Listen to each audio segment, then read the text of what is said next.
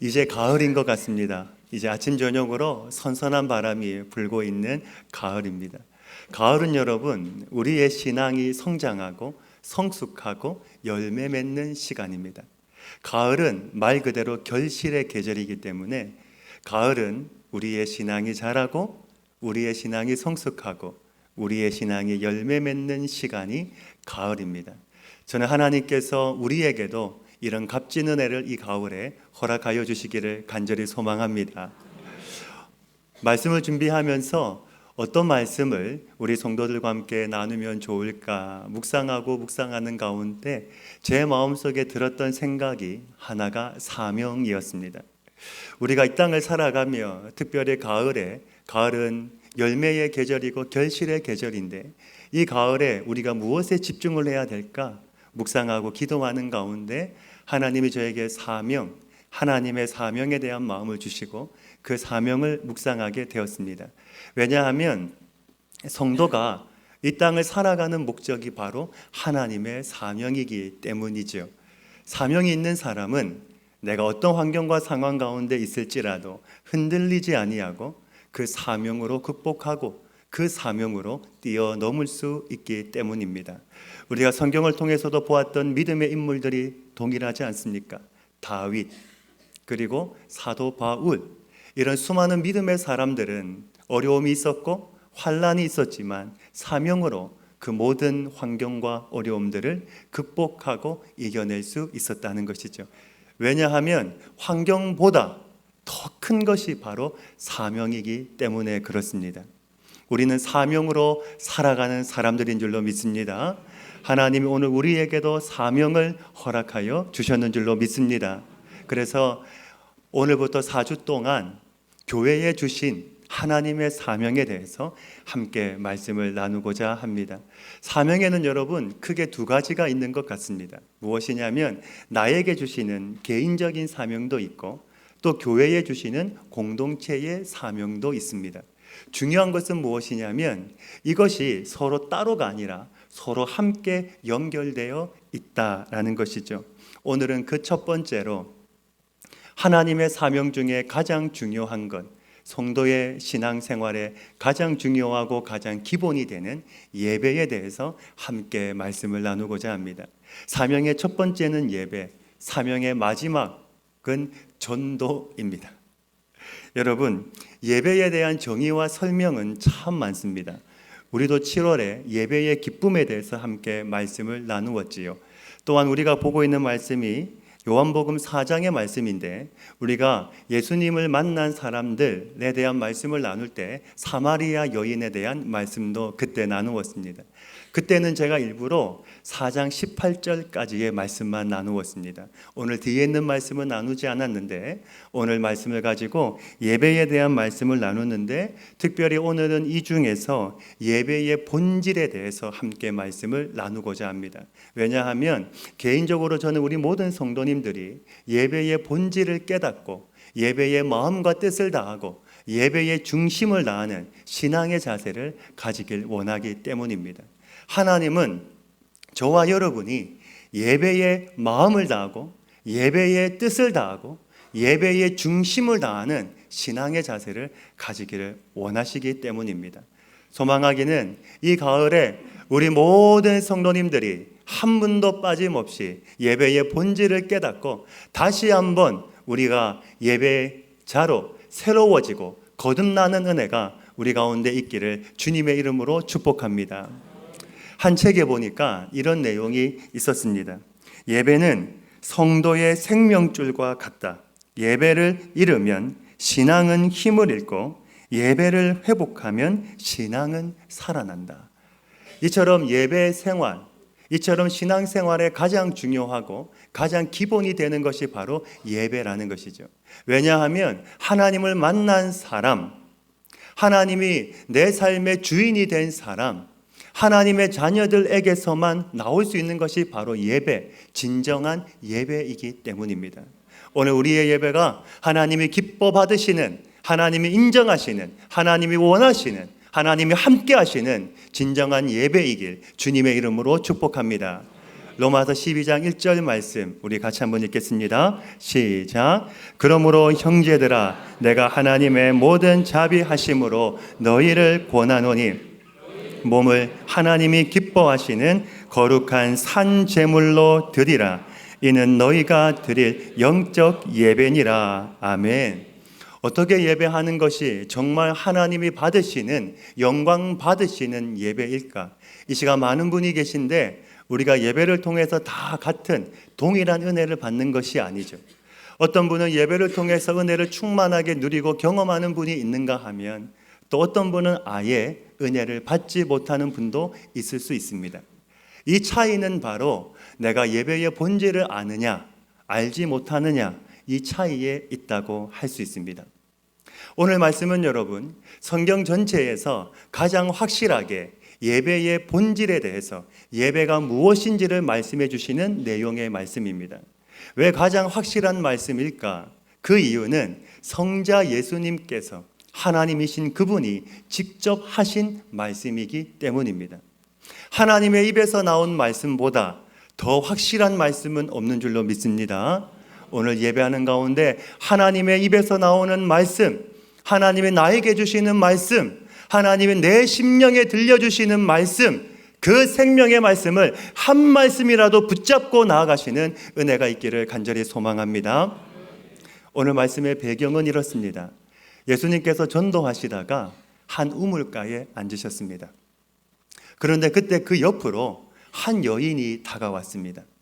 바로 사마리아 여인이었습니다. 그 여인을 향해서 예수님께서 말씀하시죠. 나에게 물을 좀 달라. 그 순간에 이 여인은 깜짝 놀라서 이야기를 합니다. 당신은 유대인인데 어떻게 나에게 물을 좀 달라 하십니까? 왜냐하면 유대인과 사마리아인은 서로 얼굴도 쳐다보지 않는 사이였기 때문입니다. 14절에 예수님께서 이렇게 말씀을 하시죠. 내가 주는 물을 마시는 자는 영원히 목마르지 아니하리니 내가 주는 물은 그 속에서 영생하도록 솟아나는 샘물이 되리라. 아멘. 영생하도록 솟아나는 샘물. 이런 샘물이 있다면 가장 먼저 가장 필요했던 사람이 바로 이 사마리아 여인 자신이라는 것을 누구보다 잘 알고 있었을 겁니다. 왜냐하면 이 여인은 자신의 목마름을 위해서 오랫동안 달려왔던 가련한 여인이었습니다. 자신의 목마름을 채우기 위해서 이미 결혼도 5번이나 했지만 결국에 그가 발견한 것은 사라지지 않는 목마름 뿐이었습니다. 이혼을 반복할 때마다 함께 했던 친구들이 하나씩 떠나기 시작했고 결국에는 사랑하는 가족들과의 관계도 멀어지고 말았습니다. 마침내 사람들의 눈을 피해서 혼자 그 가장 햇빛이 뜨거운 시간에 물을 길러 나갔던 여인, 한 많은 여인, 상처가 많은 여인, 눈물이 많은 여인이었습니다. 그런데 어찌 그 예수님의 말씀 앞에 그 여인의 마음이 열리지 않았겠습니까? 혹시 오늘 우리 가운데 사라지지 않는 인생의 목마름을 가지고 이 시간 하나님 앞에 나온 분이 있습니까? 아니면 지금도 내 인생의 목마름을 채워줄 그 무엇을 찾고 있습니까? 세상 사람들은 물질이, 건강이, 성공이, 스펙이 내 인생의 목마름을 채워줄 거라 믿습니다. 하지만 그 어떤 것도 내 인생의 목마름을 채워주지 않습니다. 돈이 있으면 어떻습니까? 더 많은 돈을 갖고 싶어 합니다. 성공하면 더 큰 성공을 갈망합니다. 세상이 주는 것은 우리에게 진정한 행복을 주지 않습니다. 내 인생의 목마름을 세상의 것으로는 채울 수가 없다는 것이죠. 오히려 더 큰 갈증을 느끼게 됩니다. 오직 한 분, 영원한 생수이신 예수님만이 목마른 내 인생에도 영원한 생수를 허락하여 주시는 줄로 믿습니다. 오늘 저와 여러분의 인생 가운데 영원한 생수 되시는 그 예수님께서 메말라가는 내 심령, 내 삶 가운데도 영원한 생수를 허락하여 주시는 은혜가 있기를 주님의 이름으로 축복합니다. 여러분, 논이, 밭이 물이 없으면 어떻습니까? 쫙쫙 갈라져 있습니다. 그런데 비가 내리면 어느 순간에 그곳이 물로 다 채워집니다. 그리고 나중에는 더 많은 열매와 나무들이 자라기를 시작합니다. 내 인생이 마치 갈라진 논처럼, 갈라진 밭처럼 쩍쩍 갈라져 있을지라도 영원한 생수가 되시는 그 주님이 내 인생 가운데 생수를 허락하여 주시면 그 생수로 말미암아 내 삶은 다시 희망과 소망이 내 인생 가운데 생겨나는 줄로 믿습니다. 여러분, 오늘 말씀해 보시면 20절에 여인이 예수님을 향하여 질문을 던집니다. 우리 20절의 말씀을 같이 한번 읽겠습니다. 시작. 우리 조상들은 이 산에서 예배하였는데 당신들의 말은 예배할 곳이 예루살렘에 있다 하더이다. 아멘. 참 놀라운 것은 지금 이 여인이 예배에 관심을 가지고 있다는 것이 참 놀랍습니다. 왜 이 여인은 예배에 관심을 가지게 되었을까? 왜냐하면 이 여인은 자신의 인생의 목마름을 위하여, 그 목마름을 채우기 위하여 지금까지 달려왔던 인생입니다. 그런데 그 여인이 자신의 인생의 목마름을 위해서 살았던 그 사람이 지금 예배에 관심을 가지고 있다는 것이죠. 말씀을 묵상하면서 제가 내린 답이 무엇이냐면, 아마도 오랫동안 행복을 위해서 달려왔지만 채워지지 않는 자신의 내면의 삶을 보면서 이제 내가 마지막으로 의지할 분은, 내가 만족할 수 있는 분은 바로 메시아 그리스도, 그분밖에 없다는 사실을 그는 깨달았을 겁니다. 여러분, 인생을 살다가 돌고 돌아서 마지막에 오는 것이 어디였습니까? 바로 주님 앞이었다라는 겁니다. 인생 속에 수많은 어려움을 겪고, 수많은 문제를 겪고, 수많은 상처를 겪고, 그리고 마지막에 온 것이 바로 주님 앞이었습니다. 오늘 우리는 그러한 것을 겪지 아니하고 주님 앞에 나온 것이 큰 행복인 줄로 믿습니다. 여러분, 이 여인이 예수님에게 이렇게 묻는 겁니다. 우리는 이 산에서 예배하고 당신들은 예루살렘에서 예배하는데 어느 곳에서 예배하는 것이 옳습니까?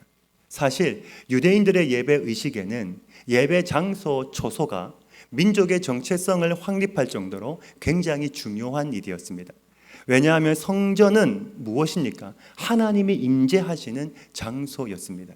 유대인들은 하나님이 성전에 임하신다고 생각했고 그 성전에서 우리에게 말씀하신다고 생각했기 때문에 유대인들의 관점에서 성전은 하나님이 임재하시는 장소였으므로 굉장히 중요한 곳이었습니다. 우리도 가끔 교회를 가리켜서 성전이라고 말할 때가 있습니다. 이 성전은 구약적 개념에서 나온 말이죠. 또한 신약에서 성전은 무엇입니까? 우리의 몸을 가리켜서 하나님의 전, 성전이라고 합니다. 자, 그렇다면 지금 우리가 예배하고 있는 이 장소는 무엇입니까? 이 장소는 예배당이죠. 건물을 가리켜서 성전이라고 하는 것은 맞지가 않습니다. 건물은 예배당입니다. 우리의 몸이 하나님의 성전입니다. 예배당은 언제든지 바뀔 수 있습니다. 예배당은 언제든지 변경될 수 있습니다. 그러나 중요한 것은 무엇입니까? 하나님의 전인 우리가 하나님의 성전답게 거룩하게 살아가는 것이 중요한 것이죠. 어쩌면 진정한 예배는 이 시간 이 한 번의 예배뿐만이 아니라 내 삶을 통해서 하나님께 드리는 예배, 즉 삶의 예배가 가장 중요한 줄로 믿습니다.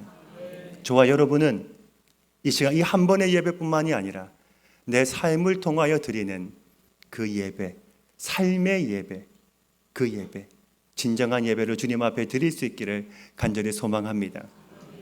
하지만 당시에는 예배 초소, 장소가 중요했기 때문에 이것을 좀 알려면 역사를 좀 알 필요가 있습니다. 원래 이스라엘은 하나님이 택하신 아브라함의 자손 한 민족이었습니다. 그런데 솔로몬이 죽으면서 나라가 두 나라로 나뉘어지게 되었습니다. BC 931년이었습니다. 10지파를 중심으로 북이스라엘이 세워지고 나머지 두 지파를 중심으로 남유다가 세워졌는데 북이스라엘의 수도는 사마리아였고 남유다의 수도는 예루살렘이었습니다. 문제는 이들이 하나님을 버리고 우상을 숭배하기 시작했는데 하나님은 우상을 숭배하는 이 민족들을, 북이스라엘과 남유다를 전쟁에서 지게 해서 포로가 되게 하셨습니다. 북이스라엘은 아수르에 의해서 BC 722년에 멸망을 당했고, 남유다는 바벨론에 의해서 BC 586년에 멸망을 당했습니다. 당시 아수르는 이 사마리아 지역에 다른 민족을 이주시켜서 함께 살도록 만들었는데, 나중에 시간이 지나고 거기에서 피가 섞인 혼혈인이 태어나기 시작했습니다. 이 사람들이 주로 살았던 지역이 바로 사마리아 지역이었기 때문에 이 사람들을 가리켜서 사마리아인이라고 불렀습니다. 유대인들이 볼 때 이 사람들은 어떤 사람들이었을까요? 민족의 피를 더럽힌 사람, 유대인으로 아브라함의 정통성을 버린 사람. 그때부터 유대인은 이 사마리아 사람들을 무시하기 시작했고, 심지어 개, 돼지, 짐승으로 취급하기를 시작했습니다. 나중에 나라가 회복되고 다시 예루살렘으로 돌아왔을 때 사마리아 사람들은 우리도 무너진 예루살렘의 성전을 건축하는 데 돕겠다고 말을 했는데, 그때 유대인들이 거부를 합니다. 이유는 당신들은 이미 민족의 정체성을 버린 사람들이기 때문에 안 된다, 거부를 합니다. 어쩔 수 없이 이들은 자신들이 살고 있는 그 사마리아 땅에 성전을 따로 짓고 그곳에서 예배하기를 시작했습니다. 지금 여인이 이것을 말하고 있는 겁니다. 우리 사마리아 사람들은 이 산에서 예배를 하고 당신 유대인들은 예루살렘에서 예배를 하는데 어느 곳에서 예배하는 것이 옳습니까? 뭘 말하는 걸까요? 예배의 장소, 시간, 의식, 이런 것들을 말하고 있는 것이죠. 즉 예배의 본질이 아니라 예배의 형식을 말하고 있는 것입니다. 오늘날에도 이러한 일들이 일어나고 있습니다. 한 가지 이런 유명한 일화가 있습니다. 한 목사님이 새롭게 교회에 부임을 해서 목회를 시작하게 되었습니다. 그런데 목사님이 보니까 예배당 가장 좋은 위치에 피아노가 있는 겁니다. 이 피아노를 조금만 옮기면 예배가 훨씬 더 은혜로울 것 같아서 장로님들과 함께 의논을 하기 시작했습니다. 그런데 한 장로님이 강력하게 반대를 하는 겁니다. 목사님, 안 됩니다. 이 피아노는 100년 동안 이 자리에 있었기 때문에 절대로 옮기면 안 됩니다. 장로님이 강력하게 반대를 했습니다. 목사님이 더 이상 아무 말도 하지를 못했습니다. 그런데 놀라운 일이 일어났습니다. 1년 뒤에 보니까 이 피아노의 위치가 옮겨져 있는 겁니다. 알고 보니 목사님이 매주마다 아무도 모르게 조금씩 그 피아노를 옮겼던 겁니다. 말을 하고 옮기면 혼날 것 같으니까 아무도 모르게 조금씩 피아노를 옮겼는데 1년 동안 아무도 몰랐다는 겁니다. 그리고 1년 뒤에 보니까 그 피아노가 다른 곳에 가 있더라는 겁니다. 그리고 1년 뒤에 아무도 화를 내지 않았다고 하는 이야기가 있습니다. 뭘 말하는 걸까요? 우리가 본질이 아닌 비본질에 시간과 마음을 쏟을 때가 많다는 겁니다. 진짜 중요한 것이 무엇입니까? 본질 아닙니까? 교회의 본질은 무엇입니까? 교회의 본질은 다른 게 아닙니다. 교회의 본질은 명확합니다. 전도하고 선교하는 것입니다. 사람을 살리고 사람을 구원하고 하나님의 복음을 전하는 것이 바로 교회의 본질입니다. 그 외에 다른 것은 다 비본질입니다. 하나님이 교회를 이 땅에 만드신 이유, 우리가 예배하는 이유, 우리가 하나님을 섬기는 이유, 우리가 신앙생활 하는 이유, 그 이유는 바로 본질에 있습니다. 사람을 구원하고 하나님의 복음을 전하고 생명을 살리는 그 본질에 있는 줄로 믿습니다. 저는 우리 교회가 다른 어떤 것보다 하나님이 우리에게 말씀하시는 그 본질에 집중하는 교회가 되기를 간절히 소망합니다. 전도하는 교회, 선교하는 교회, 사람을 구원하고 사람을 살리고 하나님을 기쁘시게 하고 사람을 복되게 하는 교회로 세워지기를 주님의 이름으로 축복합니다. 예배도 마찬가지죠. 예배의 본질은 무엇입니까? 하나님이십니다. 다른 어떤 것도 예배의 본질이 될 수 없습니다. 목회자도 예배의 본질이 아닙니다. 찬양대도 예배의 본질이 아닙니다. 청중도 예배의 본질이 아닙니다. 악기도 예배의 본질이 아닙니다. 예배의 본질은 하나님이십니다. 할렐루야. 하나님을 예배하는 것은 살아계신 하나님, 전능하신 하나님 앞에 내가 나오는 것인데, 그것은 인간인 우리가 할 수 있는 최선의 것을 가지고 하나님을 예배하는 것이죠. 여러분, 오늘 하나님을 예배하고 계신데 최선을 다하여 하나님을 예배하고 있으십니까? 내 마음을 다하고 내 중심을 다하고 내 전부를 다하여 하나님을 예배하고 있으십니까? 그렇다면 내 자세가 달라질 겁니다. 내 마음이 달라질 겁니다. 내 태도가 달라질 겁니다. 한번 생각해 보십시오. 내가 오늘 한 나라의 대통령을 만난다 생각해 보십시오. 그러면 어떨까요? 대통령을 만난다면 아침 일찍 일어나서 목욕도 하고 가장 좋은 옷도 입고, 그리고 그 정해진 시간보다 일찍 가서 준비할 겁니다. 대통령을 만나니까요.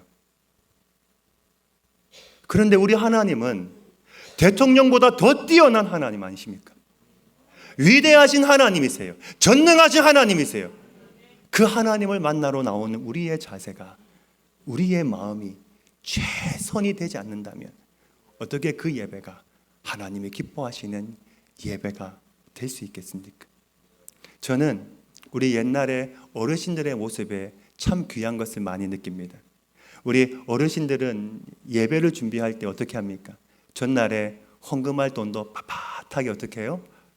다리고, 그 다음에 옷도 내가 가지고 있는 옷 가운데 가장 좋은 옷, 가장 깨끗한 옷 준비해 놓고, 내가 하나님을 예배하러 가기 때문에 그냥 갈 수 없기에 가장 좋은 옷, 가장 깨끗한 옷, 그리고 헌금도 미리 다 준비해 놓고 주일날 하나님 앞에 와서 예배하는 겁니다. 왜요? 왜 그렇게 합니까? 내 마음과 내 자세가 살아계신 하나님 앞에 나오는 것이기 때문에, 전능하신 하나님 앞에 내가 나오는 것이기 때문에 내가 그냥 나올 수가 없는 것이죠. 내 마음을 다하고 내 자세를 다하고 최선을 다해서 하나님을 예배하는 것입니다. 저는 우리가 그렇게 하나님을 예배할 수 있기를 간절히 소망합니다.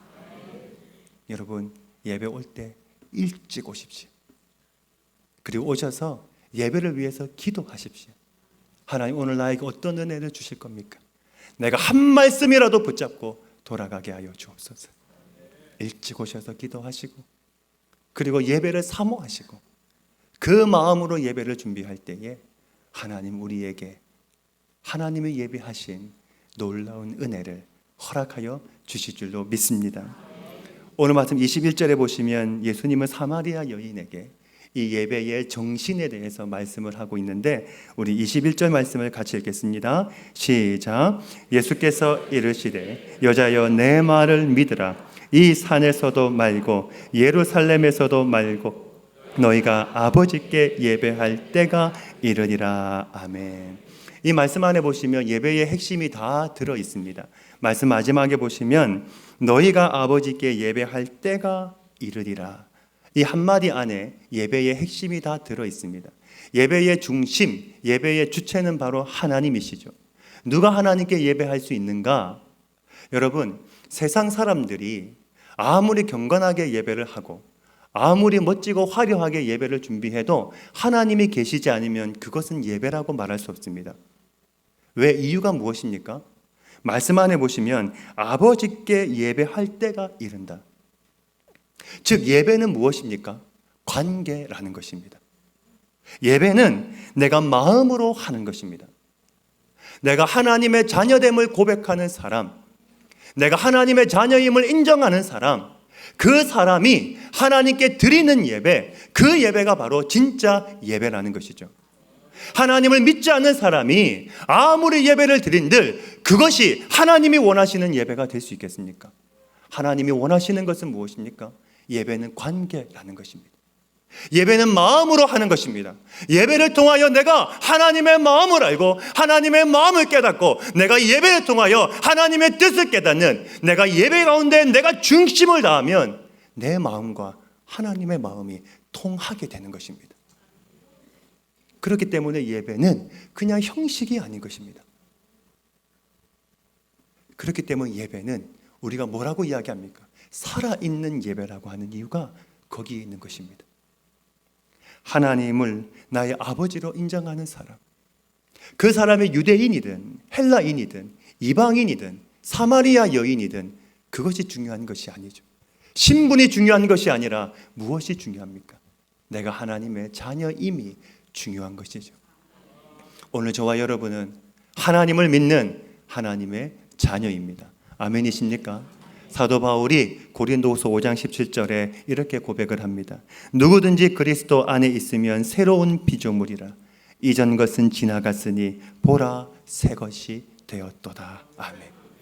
우리는 예수님의 십자가의 피로 말미암아 이전 것은 다 지나간 새롭게 되고 깨끗게 된 하나님의 자녀인 줄로 믿습니다. 이 사실을 꼭 믿으시길 주님의 이름으로 축복합니다. 자, 그렇다면 우리가 어떤 마음으로 하나님을 예배해야 될까? 23절 말씀 같이 한번 읽겠습니다. 23절입니다. 시작. 아버지께 참되게 예배하는 자들은 영과 진리로 예배할 때가 오나니 곧 이때라. 아버지께서는 자기에게 이렇게 예배하는 자들을 찾으시느니라. 아멘. 24절 말씀해 보시면 하나님은 영이시니 예배하는 자가 영과 진리로 예배할지니라. 아멘. 여기 말씀해 보시면 우리에게 익숙한 단어가 두 번 반복되어 나오고 있죠. 영과 진리로. 옛날 성경에는 신령과 진정으로 라고 되어 있습니다. 원문에 보시면 이것의 정확한 뜻이 무엇이냐면 성령 하나님 안에서, 진리의 말씀 안에서 라는 뜻입니다. 즉 무슨 말이냐면 성령 하나님의 인도하심에 따라 진리의 말씀 안에서 예배하는 것이 진짜 예배라는 것입니다. 여러분, 예배는 내 뜻대로 하는 것이 아닙니다. 예배는 내가 원하는 것대로 하는 것이 아닙니다. 예배는 하나님이 원하시는 대로, 하나님이 원하시는 목적에 따라 내가 순종하는 것이 바로 예배입니다. 그래서 예배는 하나님이 이끌어 가시는 겁니다. 하나님이 인도해 가시는 겁니다. 하나님이 예배 가운데 함께 하셔서 하나님이 그 예배를 주장하시고 하나님이 그 예배를 책임져 가시는 겁니다. 할렐루야.